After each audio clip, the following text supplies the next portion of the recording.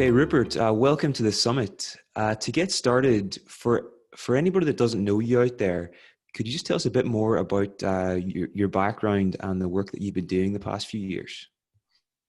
I'm a biologist, and I started out doing research at Cambridge on the development of plants. Then I worked in an agricultural institute in India, the International Crops Research Institute. So a lot of my earlier part of my career was dealing with plants. When in India, I got interested in spiritual practices. Before that, I was an atheist. And I then ended up spending a couple of years living in a Benedictine ashram in South India, run by someone called Father Bede Griffiths, an English Benedictine monk, living in a very Indian style. He wore orange robes, we chanted mantras, we did yoga and meditated every day. It was on the bank of a sacred river, the River Cauvery. During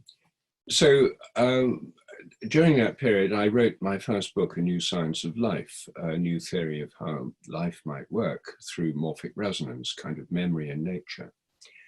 And since that was published in 1981, I've been working in areas of scientific research which are beyond the normal limits of science. I deal with phenomena that most scientists don't want to think about or don't want to think about in public, like telepathy, premonitions, animals giving warnings of earthquakes, telephone telepathy in humans, and also on morphic resonance. So these areas of rather unconventional scientific research are the main thing I do. But I've always been interested in spiritual practices, and at least since I lived in India, and have explored a range of spiritual practices. And what I'm excited about at the moment is that there are now a lot of scientific studies of spiritual practices that show that they are basically make people happier, healthier, and live longer. So the science illuminates the value of these practices, in some cases makes it easier to understand what they're doing. And my two most recent books, Science and Spiritual Practices and Ways to Go Beyond, are really about this convergence of the science and the spirituality. And not only is this happening in our culture in general, but it's something that's been happening in my own life because I'm both a scientist and a spiritual explorer. So these two books are more personal than my other books in the sense that they deal with personal aspects of my own life. Fantastic. So your first book, or not your first book, but one of your books is called The Science Delusion. And this outlines some of the dogmas of modern science. I'd be curious to ask you, Rupert, which of these dogmas do you think are most harmful to human beings, and why? Well, I think they're all harmful, actually, because I think they're false and they're taken to be true by most people. I think the first dogma, nature's inanimate and mechanical, which has been the foundation of science since the 17th century. To start with, people just said, let's treat nature as if it's inanimate and mechanical, machine-like, just as a method to simplify what science did. But people then came to think of this as the truth. So if we think of nature as completely unconscious, the only conscious beings in the entire universe from this point of view are ourselves. For some mysterious reason, consciousness has emerged in brains, and especially human brains, and animals no doubt have some, but we've got more than anyone else. This leads to the idea we live in an unconscious, purposeless universe, and we're the only conscious beings in it, or the only ones that matter. And it means we can do what we like. It gives us a sense of enormous power over nature. We can do what we like with the earth. And the result of that is the ecological crisis with no restraint on human ambition, or because nothing else really matters. But it also means a terrible sense of alienation from the rest of the natural world. And that's a feature of modern societies. That, I think, the second most harmful dogma, which is related to that, is the idea that our minds are nothing but our brains. Minds are what brains do, is the materialist slogan. And so this philosophy of materialism, the idea that the only reality is matter, and matter is basically unconscious, doesn't really explain our own consciousness. In fact, that's why in the philosophy of mind, the very existence of human consciousness is called the hard problem, because there's no way you can solve this problem from within materialism if you assume everything else is unconscious. That means that our minds are shut up inside our brains. We're all isolated from each other. We're not connected with the environment or with each other except through physical contacts. And this again leads to a tremendous sense of isolation and separation. And we know from many studies that isolation, alienation, and separation are what lead to depression, and they're symptoms of it. And I think the fact that depression is the characteristic mental illness of modern industrial societies is not a coincidence. I think it flows from these worldviews. And the point of spiritual practices is that they give a much greater experience of connection. And one of the things they do is protect against depression. People with spiritual practices or religious practices are much less prone to depression on average than those without. Wow. So the two books that you've wrote recently are Science and Spiritual Practices and Ways to Go Beyond. It seems that in these books, you're emphasizing the importance of direct experience. These seem to be very important when it comes to spirituality. Could you maybe tell us a bit more about the importance of direct experience and maybe why you chose to spend the past few years writing these books? Well, you see, I think that what puts a lot of people off religion, and after all, most people, at least in Britain and in much of Europe, have been put off religion. I mean, church attendances in England are now about 5% of the population. It's a bit higher in Ireland, but not much. And, you know, over most of Europe, we're dealing with a situation where the majority of the population have become disconnected from their traditional religious roots. Most of their ancestors were Christian, and some were Jewish. And the same happens in the Jewish world too. There's a rise in alienation from traditional religion. And this is partly because of the idea that religion, particularly Christianity and Judaism, are primarily about belief. Do you believe this? And then there's the atheists portray this as a system of believing ridiculous things. Who'd want to believe all these childish fairy stories and myths and stuff from the Stone Age when you've got modern science? So that's the usual attitude. It's about belief. And most people don't really understand what the beliefs are about. They think Christians believe in a God who's got a white beard, sits on a cloud, created the world machine, pressed a start button at the moment of the Big Bang, and then more or less retired to some undefined space outside nature where he's just supernatural. That's sort of belief. The fact is that people don't believe that. That's you know, atheists don't believe in something that most Christians don't believe in. So arguing about belief is extremely unproductive. But what religion and spiritual practices are primarily about is experience. All of them start from experiences. The Buddha didn't become enlightened through doing a PhD. The Buddha became enlightened through years of meditation sitting under trees. Jesus didn't become aware of his direct, intimate connection with God the Father through going to a rabbinical seminary. He had an overwhelming mystical experience at the moment of his baptism when he was immersed in the River Jordan by John the Baptist and came up out of the waters again. And I think this kind of immersion by baptism produced a sort of near-death experience through drowning. And so I think Jesus had an overwhelmingly powerful mystical experience and then went on a 40-day vision quest, fasting in the wilderness, again, about experience and direct insight, not studying books or looking into belief systems.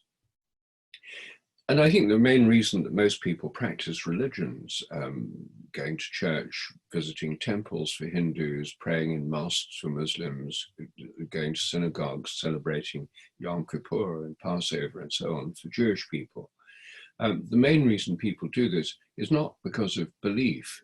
It's because the practice is very helpful. singing and chanting together with members of the community, going to an ancient sacred place, having rites of passage for naming of children, for marriage, for deaths, for funerals, having practices like fasting during Lent or Ramadan, going on pilgrimages, praying, singing and chanting together, observing festivals, times of collective celebration.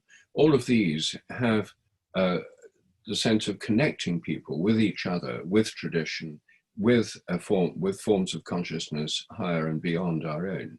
So all of these are why people do these religions. Most people, if you ask them, practicing Christians or practicing Muslims or practicing Jewish people, if you ask them what are the beliefs that they have, they're probably going to be a bit hazy on this. I mean, that's not what it's about for them, but it's what atheists portray it as being about.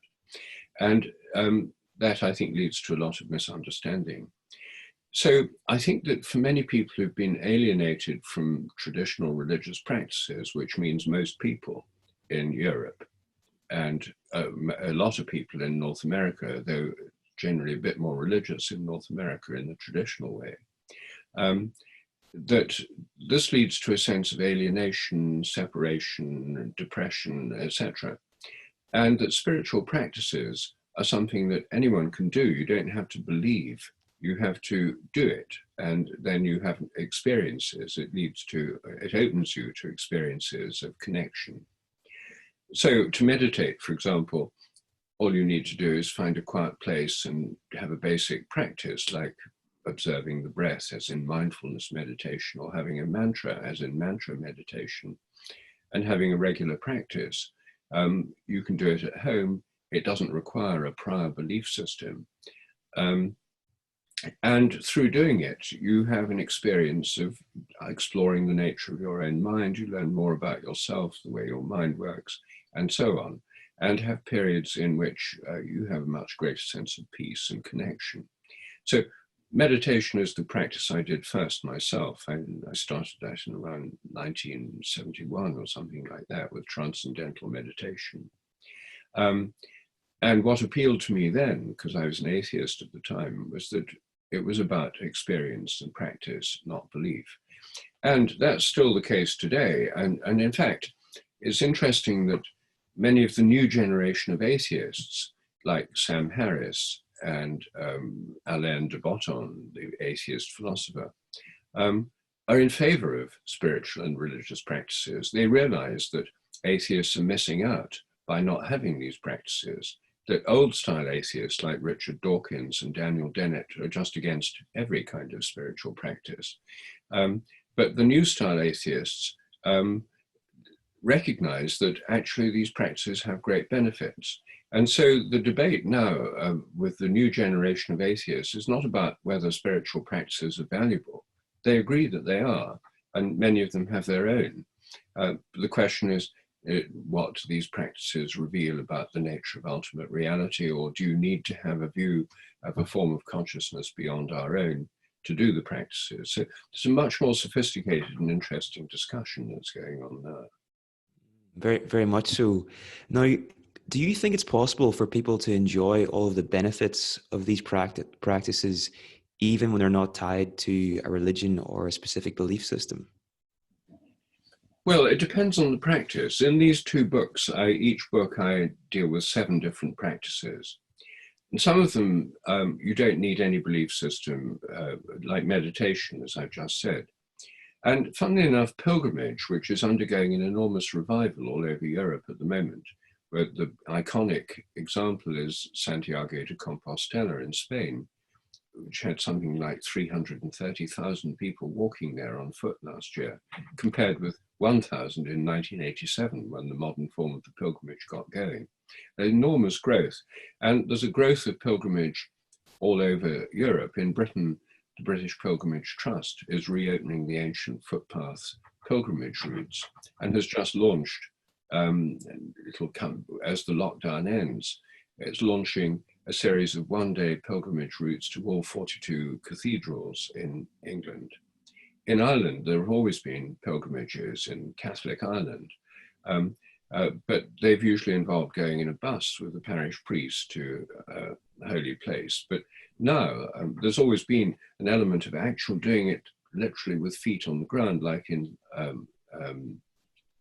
the great in Croagh Patrick, the holy mountain.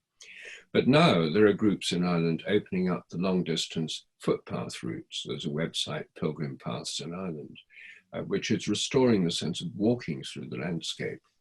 Now, again, a lot of people who go on these pilgrimages are not committed Catholics. In fact, some of them are atheists, agnostics, a lot of people who are spiritual but not religious. And the British Pilgrimage Trust, which sometimes organizes guided groups of pilgrimages, has as one of its slogans, bring your own beliefs, because it's not primarily about believing something, it's primarily about the experience of walking through the landscape with a goal, a destination, a purpose, which is what makes you a pilgrim instead of a tourist. You're connecting with that place and with its tradition. And you go with an intention. You want to give thanks for something. You want to ask for something. Whereas a tourist going to these sacred places has to pretend that they're primarily interested in art history, which mostly they're not. And all they can do is take photos. They can't ask for a blessing, and they can't share a blessing when they get home if they haven't had one themselves. Whereas traditional pilgrims, there's much more to it. It's much more satisfying. But again, it's about experience and not about belief. On the other hand, another practice, petitionary prayer, the kind of prayer where you ask for things, does it require a sort of belief? Because you can't pray to God or to one of the saints or to the Blessed Virgin if you don't believe they exist, or if you believe they're nothing but figments of the imagination inside human heads. I suppose you could still pray under those conditions, but it wouldn't be terribly convincing to yourself or anyone else. So people who pray start by invoking the spiritual being, the conscious being to whom they're praying. Their prayers begin with invocations. Our Father, who art in heaven, Hail Mary, full of grace, Om Namah Shivaya, and so on. They start with an invocation.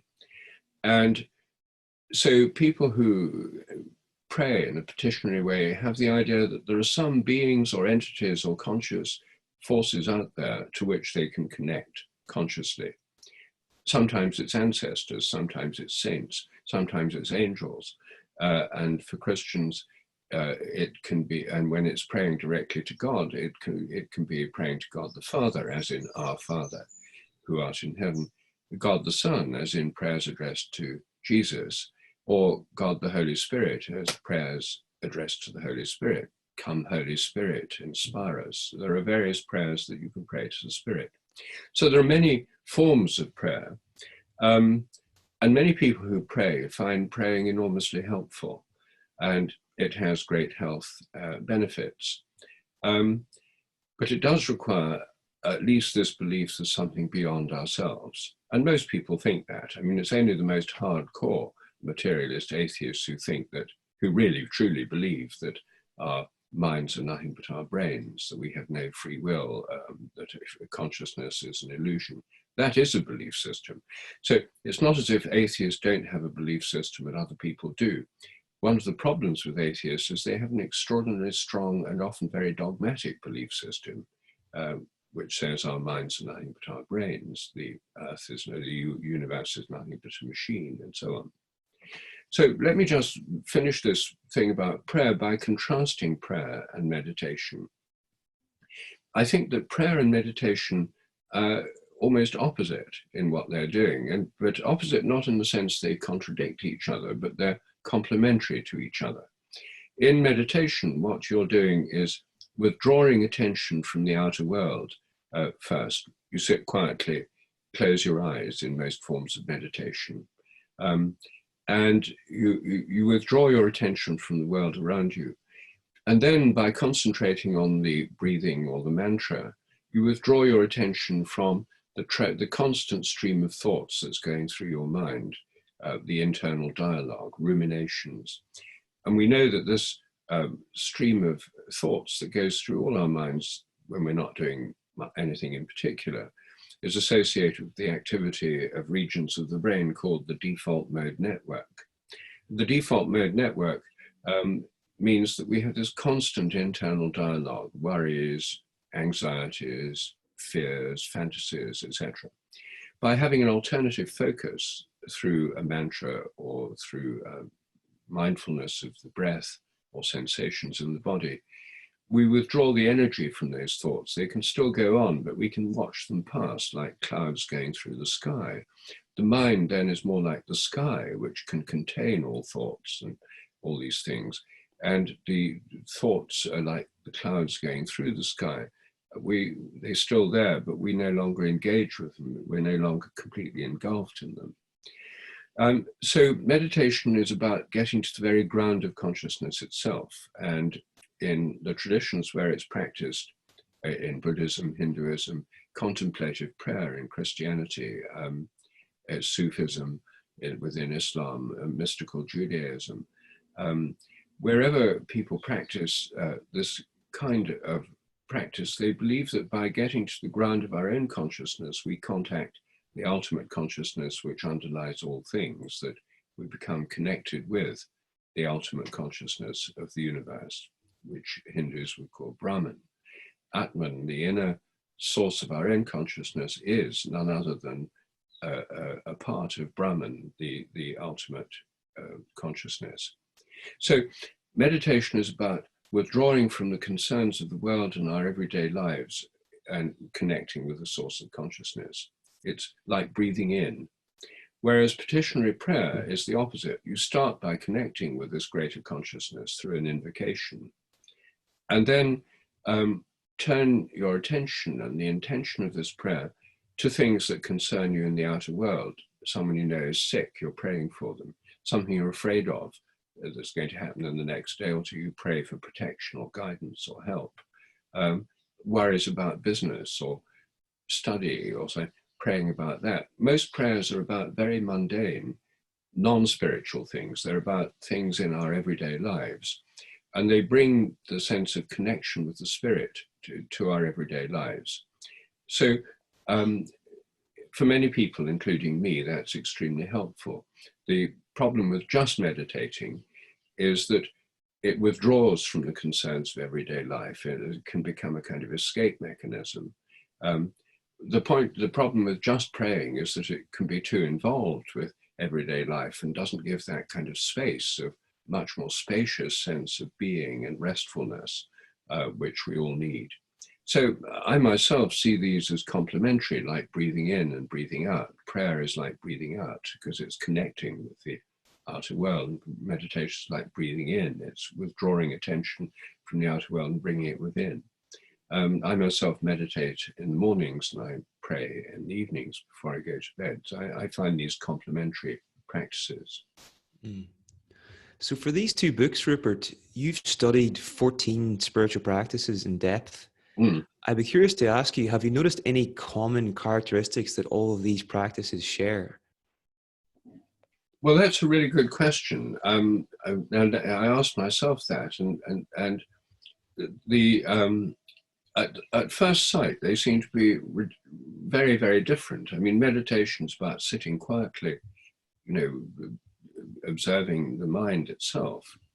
Whereas one of the chapters in Ways to Go Beyond is about sports, because I think that in the modern world, for many people, sports is a spiritual practice, even though they wouldn't call it that. I think it's the main way in which millions of people enter altered states of consciousness. And the reason I think that is that in sports, you have to become completely present. Now, a lot of spiritual practice is about coming into the present. And about when you come to the present, you shut down the default mode network, the worry, rumination, etc. That's all about resentments for things in the past, worries about things you haven't done, things you ought to be doing, what you should do next, what you didn't say to somebody, what you ought to say to them, and so forth. But if you're playing sports, say a mountaineer who's sort of 50 feet up a rock face without ropes, I mean, as I've talked to mountaineers who do this, they say, you're totally in the present. You know, you can't be worrying. I mean, it's where the next finger hold is.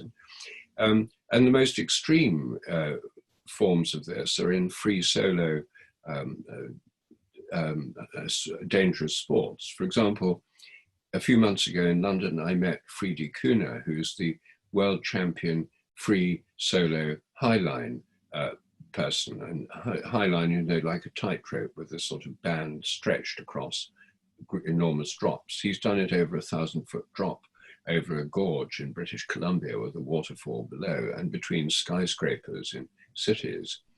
And he walks across these high lines without safety harness. You know, one slight slip or loss of balance and he's dead.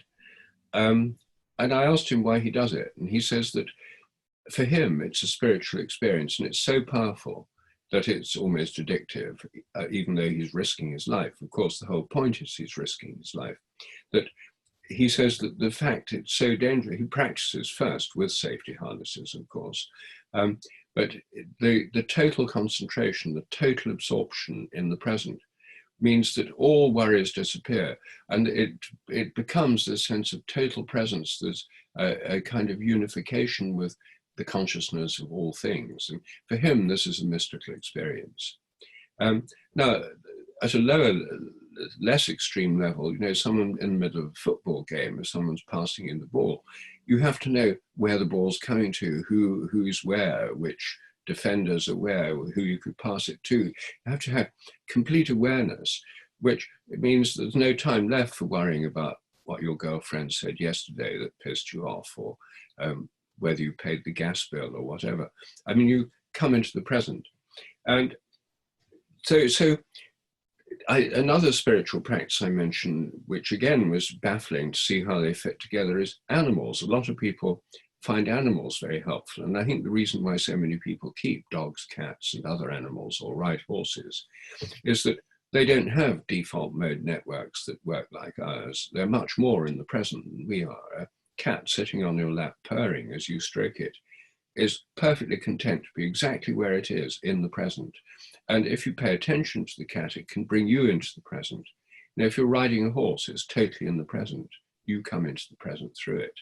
If you're with a dog that wants you to throw a stick or a ball for it to retrieve, it's looking eagerly at you, sort of ready to go. It's totally in the present, waiting for this to happen. And it's much harder to worry about things when you're interacting with animals like that. And then there are forms of practice which involve beauty, the contemplation of beauty, as in flowers and in beautiful art and architecture. Now, what do all these have in common? Well, at first sight, almost nothing. But I then was trying to think about what's the ultimate nature of reality? What's the traditional theories of the nature of ultimate consciousness with which spiritual practices connect? And one thing that becomes clear is that there's, if you look at the mystically inspired theologies of different traditions, they have a great deal more in common than sets them apart. And what they have in common is a sense that there's a threefold nature of ultimate consciousness or reality. In the Hindu tradition, it's called Sat, Chit, Ananda. And Sat means being. There's an aspect of the ultimate divine, Brahman, a God. One aspect of God is conscious being, sustaining all things. The being of all things depends on this ultimate being, and this ultimate being is consciousness. But that consciousness by itself has no content. So the chit is the contents of consciousness. The ultimate being is what knows things, but it has to have things to know in order to know. A knower has to have the known. So chit is what the Hindus call names and forms, nama rupa. All the names and forms in the universe, everything has shape, structure, order, and we can think about things, give them names. Our minds have shape, structure, and order. That aspect of consciousness is chit. And then ananda is about the flow of things, which is joyful. Ananda means joy or bliss. So it tells us the ultimate consciousness is about the ground of being, a source of form and order, and a flow or change.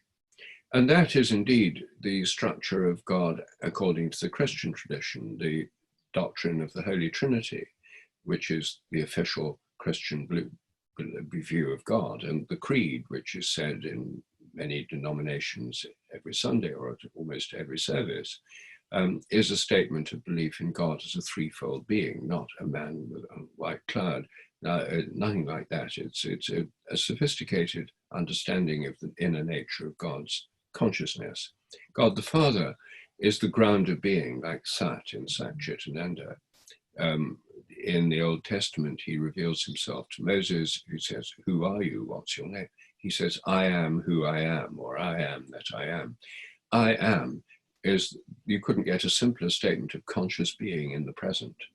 So it's ultimate present conscious being. And then the second person of the Trinity, the Logos, as in the Creed, it says, "Through him all things were made," is a bit like Platonic forms, and in the Platonic philosophy, it's the principle of name and form. It's that which gives shape to all things in the universe. And then the Spirit is the principle of flow and change. It's what we call energy in science. The principal metaphor for this is speaking, in the Christian and Jewish traditions. God the Father is the speaker. And as I speak now, there's an outward flow of breath, which is why you can hear my words.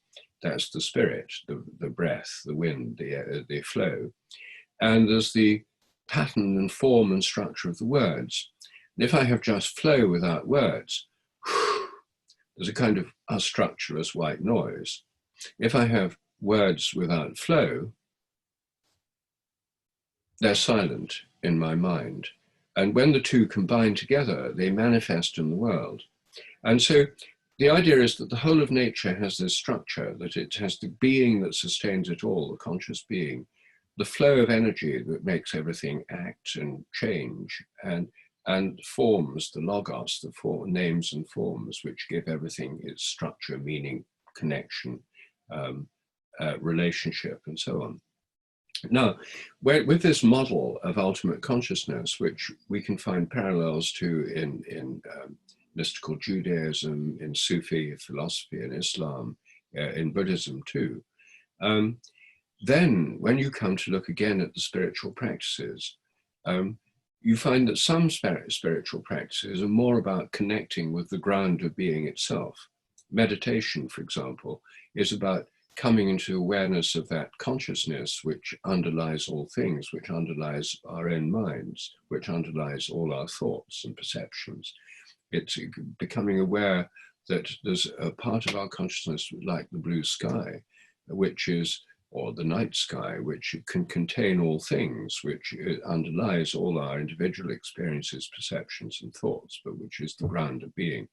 And through meditation, that's what you come into contact with. Then sports, which are all about movement, change, and playing football, skiing downhill at great speed, the thrill of speed, which many sports give. The sports then are about the enjoyment of physical skill and movement. And those, I think, bring us very much into contact with the flow of the spirit. So does music and dancing.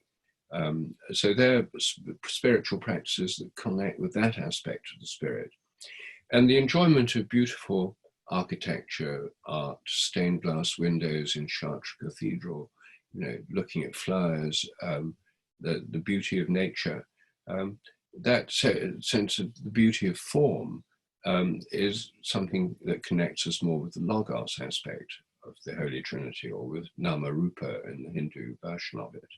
So I think these different practices connect us with different aspects of ultimate spiritual reality. And that's why it's helpful to realize that all traditional views of ultimate spiritual reality recognize that it does have different aspects. It's not some kind of undifferentiated blob or some single state. It has this internal differentiation right at the very heart of ultimate consciousness. That's really interesting. It seems a lot of them, at least, seem to override this default mode network that we commonly find ourselves in a lot of the time, and pull us into the present moment. Now, I'm curious for people listening to this that haven't actually read your books before. They're probably sitting at home listening to this and thinking, "Okay, this is great, but what are some of these practices?" Like, so I think it'd be good now if we could do a quick run through of the 14 practices that people could just start thinking about how they could use them in their life, if that makes sense. All right. This has to be very, I don't have much time for each one, but right, in the first book, Science and Spiritual Practices, which I think I've got right here, the first practice here is meditation, which I've already talked about, and this is something anyone can try, and probably many people listening to this have tried. I mean, it's an amazingly large proportion of people have learned how to meditate and do meditate. The second is gratitude, and this is a very fundamental practice in all religions and in secular philosophies of positive living, that feeling grateful for what we have is the opposite of feeling entitled or feeling or taking things for granted. And studies by positive psychologists in a purely secular context have shown that people who are grateful are usually people who are happy.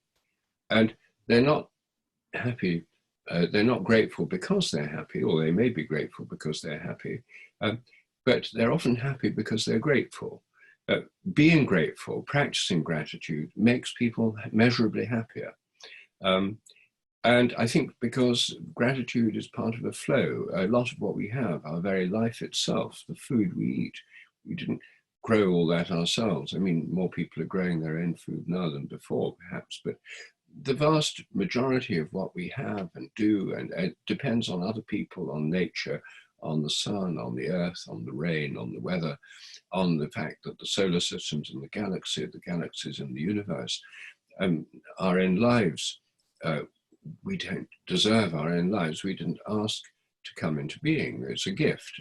So much of what we have in our lives is a gift. And the degree to which you give thanks partly depends on your belief system. If you think nature's inanimate, mechanical, etc., then you might feel grateful to matter or the laws of nature, but it's not as effective as if you think that the whole universe has a conscious source and that nature's alive and that we're part of a living being and that there's a flow of life through us that's continued through the whole of nature and the universe. But nevertheless, even for the most extreme, hardcore materialist atheist, there's a lot to be grateful for. I mean, the people who make the food, the fact we're alive at all, the fact we have great health care, in fact, we have science and technology, which improves our lives in many ways, and so on.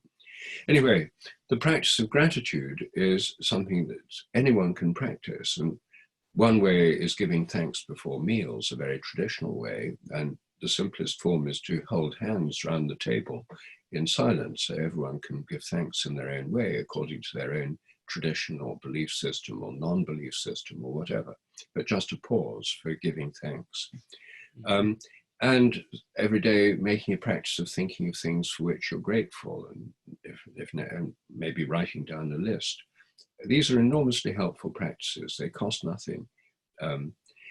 Then there's connecting with nature.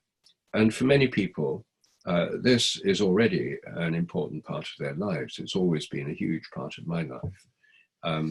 And when we connect with nature, we realize we're part of a much larger system of life and flow and energy, and it gives a perspective and sense we're connected with something greater than ourselves.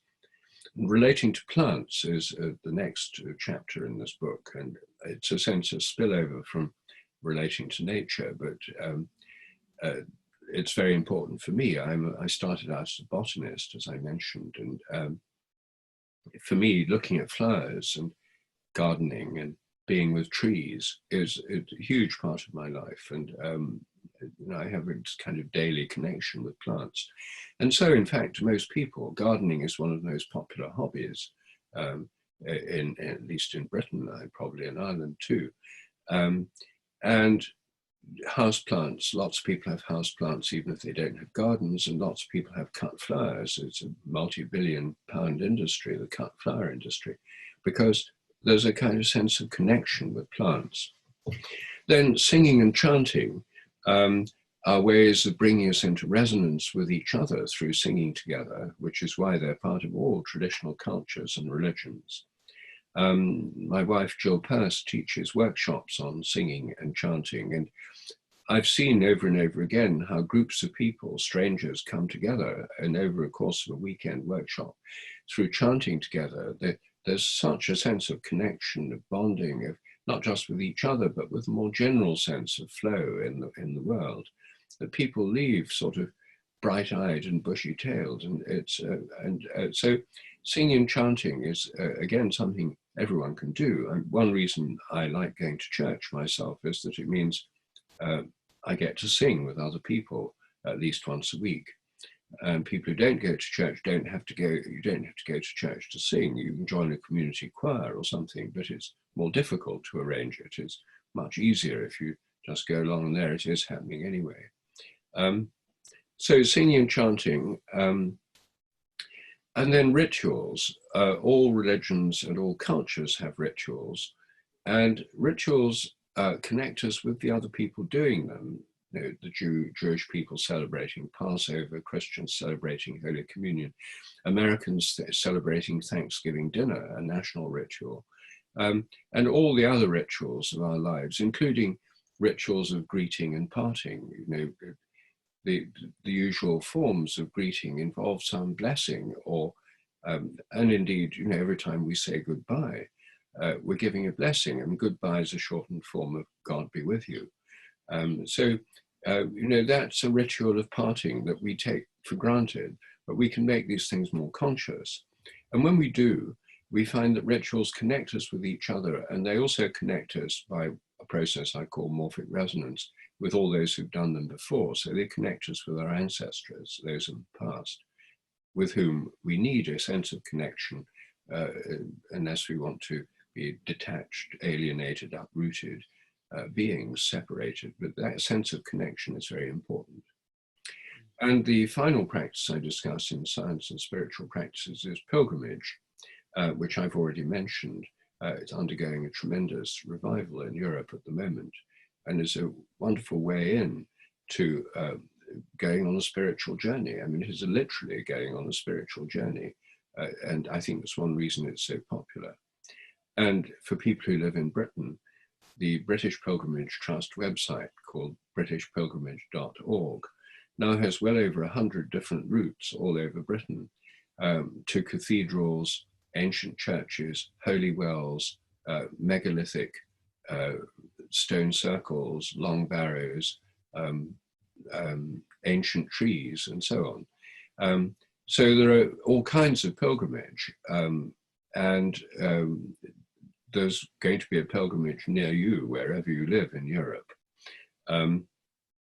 In America, it's somewhat different, and I think there the main focuses of pilgrimage are what in the ancient world would have been called sacred groves, now secularized as national parks. So anyway, those are the practices in science and spiritual practices. And in the other book, Ways to Go Beyond and Why They Work, the first practice I discussed there is sports, which I've already talked about, which is a way that people can come into the present as a spiritual practice without realizing it. Even watching a football match, being part of a crowd, is connective. You feel your emotions go up and down with the rest of the crowd, sort of, ooh, disappointment, oh. And, you know, there's this fluctuating shared emotions with the involvement of the immediacy of the game. What's happening in that moment brings you into the present and into connection with other people. Even through watching it on TV, you can get something of that. So sports as a spiritual practice is the first chapter. The second one is learning from animals. I've already talked about that. You know, animals can help bring us into the present. They can also give us a sense of humility, because in many ways, animals can do things better than us. You know, they can have a better sense of smell. They're more agile. If you watch gibbons leaping from branch to branch, I mean, that's way beyond anything any ungainly human could do. You know, when you watch birds soaring in the sky, you know, it's something people have always dreamed of, you know, being able to fly. And I think that's why spirit beings like angels are portrayed with wings, because it's a kind of human fantasy to be able to fly as freely as a bird. And now, of course, we can through technology in aeroplanes, but they're pretty lumbering, cumbersome things compared with the flight of birds. So learning from animals is the next practice. And then, let me get the order right, fasting. Fasting is practice that occurs in all religions, in Lent for Christians, in Ramadan during the daylight hours for Muslims, on Yom Kippur for Jews. Hindus have many fasting days. In shamanic cultures, they often fast before vision quests or rites of passage. And fasting is something we know a lot about it physiologically, scientifically. It leads to the burning up of fat cells in the body and ketosis, ketone bodies in the blood, acetoacetic acid, acetone, and beta hydroxybutyric acid, BHB. Well, BHB is psychoactive. Fasting is psychoactive. BHB is closely related to gamma aminobutyric acid, GABA, or gamma hydroxybutyric acid, GHB, which is a neurotransmitter. Both of them are neurotransmitters in the brain. So fasting is psychoactive, and it often makes people have clearer minds and more vivid dreams. That's why people fast so they can pray or meditate better. It also has enormous health benefits for people who are in reasonable health anyway. It's not advisable for anorexic people or for people on multiple complex medications and so on, at least without medical advice. But for most people, fasting is very beneficial both spiritually and physically. And as I explain a few basic how-to steps in my book, I myself do it every year during Holy Week before Easter for 4 or 5 days, just tea and water, no food. So I find it personally very helpful, and it has the advantage, like most spiritual practices, of being free. In fact, you actually save money because you're not buying food. So fasting. Then the next in order is cannabis, psychedelics, and spiritual openings. I think in the modern world, many people undergo spiritual openings through taking psychedelics. And in fact, I think that's why, for many young people, these are an important spiritual rite of passage, even though they're often taken not with a spiritual intention, just out of curiosity or something. They often have a spiritual effect. Certainly they did for me. I mean, when I first took LSD, which was in 1970, I think, I was an atheist, being raised as a scientist, you know, and this experience completely blew me away. I mean, it revealed realms of consciousness I'd never suspected and I'd never been taught about in my scientific education. It led to an interest in the nature of consciousness that triggered off my taking up transcendental meditation. I wanted to meditate because I wanted to explore consciousness, because I got interested through psychedelics. So I think that psychedelics can act as, they can be dangerous, of course, and I'm not advocating everyone takes them, but for many people it's simply a fact that they provide spiritual openings. And in some traditional societies, they're used as parts of rites of passage, like in ayahuasca, in the Amazon region, in many shamanic cultures. And now in the psychedelic churches of Brazil, there are several psychedelic churches. The one I've come across in person is Santo Daime, which is a form of psychedelic Christianity, where the people taking part in the ceremony have a kind of communion where you drink. People line up one by one, and the person presiding over the ceremony, who guides it, gives them a sort of chalice full of this brew, this psychedelic brew. the group undergo a kind of journeying together, singing together, and it's a ceremony, a psychedelic Christian ceremony. It starts, surprisingly enough, with everyone saying together the Our Father and the Hail Mary. It's a psychedelic Catholicism. And this has a huge number of followers in Brazil, and its underground chapters of this church exist all over Europe now. Some people describe this as a reverse missionary movement. European countries sent, in South America, Catholic missionaries to convert people who were in shamanic cultures. And when the Catholic missionaries got to the Amazon, where lots of these cultures take ayahuasca, it was only a matter of time before you get a kind of fusion of these cultures and the emergence of psychedelic Catholicism. So Santo Daime is this psychedelic church. And for people who think, religion's just sort of, services sort of boring and nothing really happens, try Santo Daime. I think that there's a chapter there on psychedelics as spiritual openings. Then I have a chapter on powers of prayer, about petitionary prayer, the most common form of prayer that I've already talked about, asking for things. Then holy days and festivals. All religions, and indeed all secular cultures, have special festival days. Even in the atheist Soviet Union, they had festival days like May Day, which was turned into this great festival of communism. And holy days and festivals are times when we can celebrate together. And holy days, by definition, are holidays. I mean, holiday means holy day. That's the same word, really. If you have a holiday, then people don't have to do their normal work. And that means they can spend time together, singing, dancing, celebrating. And the Jewish people have the strongest sense of this with the observance of the Sabbath, Saturday for Jewish people. The prohibition of work on the Sabbath is one of the 10 commandments. And for Christians, this got shifted to Sunday, for Muslims to Friday. But the prohibition of work means it's a holiday. And the purpose of the holiday is so that people have time to give thanks to God, to worship God, to sing together, to have fun, to feast together, to have joyful time together, to make love. And that's the purpose of these holy days. And what's happened in secularization in the modern world is that the idea that you shouldn't be able to work on Sundays, or shops should be closed, or there should be any restrictions on trade, is seen as some ridiculous relic of a superstitious bygone age.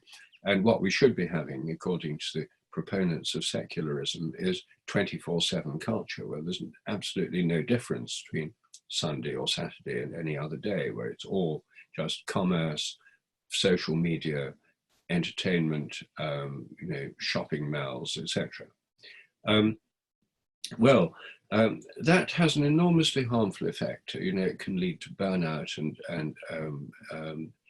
and now secular studies by academics in the US and elsewhere have shown that having one day a week where you don't do social media, have a technological Sabbath where you don't work, where you have time and space to do other things, has enormous health benefits, both physical and mental.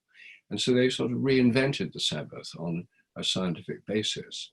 And the great festivals in each tradition have a similar thing of collective celebration. We still have that in most of Europe with Christmas, where people gather together, and it's a time of celebration, festivity, and being together.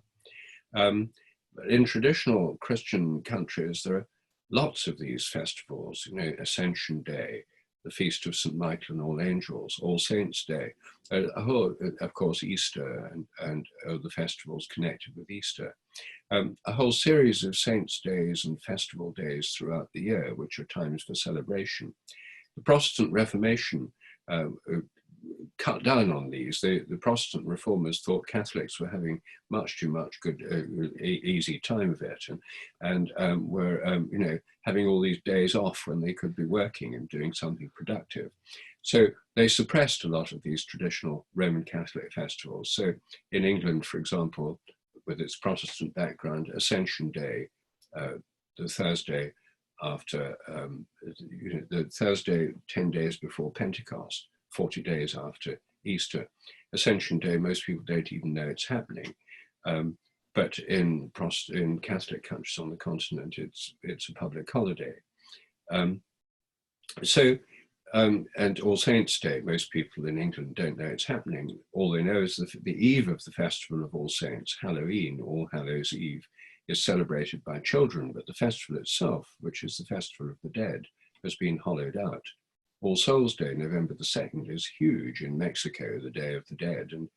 And so one of my points here is recovering these festivals gives a kind of structure to our lives. I myself, on All Souls' Day, November the 2nd, always go to a requiem in our local Anglican church or in Catholic church, where you can put names down on a list and the priest will read out during the requiem mass the names of the people you've named who've died. So I always remember people who died in the previous year and dead members of my family, people who've passed. And it's a way of remembering and connecting with the ancestors, which in all cultures is considered essential to personal and social health, to acknowledge and recognize those who've gone before. And here's a festival when you can actually do it, is the tradition to do it. And recovering that tradition is of great value, I think. So then that's holy days and festivals. Again, building those into our lives. And again, this is something that's about collective celebration. Some spiritual practices like meditation are more individual. These are more collective. The whole point is being able to do things together. And our spiritual well-being, as well as our social and mental well-being, depends on our social connections. We're social beings, and people who are isolated become depressed and even suicidal. So these are things that are very good for our health and well-being. Then the final practice I discuss is cultivating good habits, avoiding bad habits, and being kind. It's what used to be called cultivating virtues. Virtues are good habits. Avoiding vices. Vices are bad habits. And being kind. Because unless there's an overarching ethical framework for spiritual practices, then they can become self-indulgent. They can become things that make you feel good. Some New Age spirituality is of this kind, individual feel-good thing, and it works. I mean, it does make individuals feel better. But all traditional religions, and indeed secular humanism, this is not just a religious doctrine, but a humanist one, a secular doctrine too, that to live in an appropriate way involves thinking about other people and helping others and doing something that makes the world a better place to live in, that heals our relationship with the natural world and with other people. And so the avoidance of bad habits, the cultivation of good habits, and the practice of being kind, it's a virtue because it's the point about virtues is they're habits. It's not just a sudden one-off random act of kindness, that these are the point about virtues. You cultivate these. The ancient Greeks made this very clear. And this again is not just Christian, it's a universal idea that you cultivate good habits, that you should form good habits, being considerate, being to others, having good manners, being thankful, and so on, and avoid bad habits. And we, if people are eating too much and they get into bad habits of addictions and so forth, and these are clear, everyone agrees, these are not a good idea, but they're bad habits. And so there are ways of, interestingly, the best way of getting out of really bad habits is through some kind of spiritual practice, which is why Alcoholics Anonymous and the various recovery, 12-step recovery programs have a spiritual dimension, something that Russell Brand is very keen on in his book, Recovery. He talks about his own experience of recovering from alcoholism, sex addiction, drug addiction, and so on, and how the spiritual dimension is so important in that. So the spiritual practices enable us to overcome bad habits, and overcoming bad habits makes us more open to spiritual practices. So really overarching final chapter of practice is about this ethical dimension. Fantastic. This has been absolutely fascinating, Rupert. Thank you very much for sharing that. That's all we've got time for today. Before we go, where can people find your work online and your books? Well, my books at the moment during lockdown, you can only buy online really, but you can get them from Amazon. I have 9 different books by myself. They're all available. The Science Delusion is my most fundamental critique of the scientific worldview, and a new edition of that book is published on June the 25th, fully updated. My website, sheldrake.org, has a huge amount of information on it, including all my scientific papers, over 90 technical papers in scientific journals. They're all there if anyone's interested in those details. And I also have a YouTube channel with lots of talks, dialogues, and discussions. And again, you can access that through sheldrake.org. I also have Facebook and Instagram pages. And again, the links are there on my homepage at sheldrake.org.